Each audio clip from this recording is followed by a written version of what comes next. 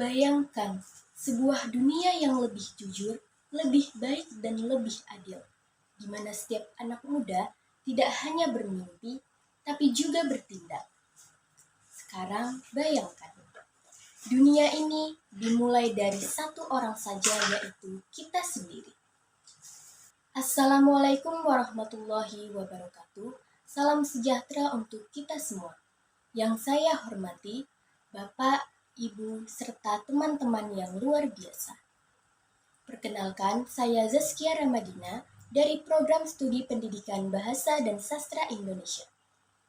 Pada kesempatan kali ini, izinkan saya untuk mengajak kita semua untuk melihat ke dalam diri kita masing-masing dan bertanya, apakah saya sudah menjadi versi terbaik dari diri saya sendiri? Marilah kita haturkan rasa syukur yang mendalam kepada Allah Subhanahu wa Ta'ala, Sang Pengatur kehidupan. Pada kesempatan yang baik ini, izinkan saya menyampaikan sebuah pidato dengan tema Remaja Membawa Perubahan Terhadap Diri Sendiri. Teman-teman yang saya cintai, kita sering mendengar bahwa masa remaja adalah masa pencarian jati diri. Tapi sebenarnya lebih dari itu. Masa remaja adalah masa pembentukan diri. Ini adalah masa yang paling tepat untuk memulai perubahan. Mengapa? Karena kita punya banyak waktu untuk belajar dari kesalahan, memperbaiki diri, dan membangun masa depan yang kita impikan. Sayangnya, banyak di antara kita yang justru menunda perubahan. Kita menunggu lingkungan berubah, menunggu teman-teman kita berubah, bahkan berharap dunia berubah terlebih dahulu, baru kita ikut berubah. Padahal, perubahan besar selalu dimulai dari langkah kecil, yaitu dari diri kita sendiri. Coba kita refleksikan hal-hal berikut, seperti apakah kita sudah mengatur waktu dengan baik atau masih suka menunda-nunda? Apakah kita sudah menghargai pendapat orang lain atau kita masih merasa paling benar? Apakah kita sudah berani berkata jujur, bahkan ketika itu sulit?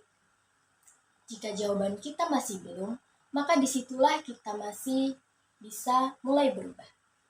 Teman-teman, saya ingin mengajak kita semua untuk meneladani sosok inspiratif seperti Mary Riana, seorang motivator yang meraih $1 juta pertamanya di usia muda, yaitu 26 tahun.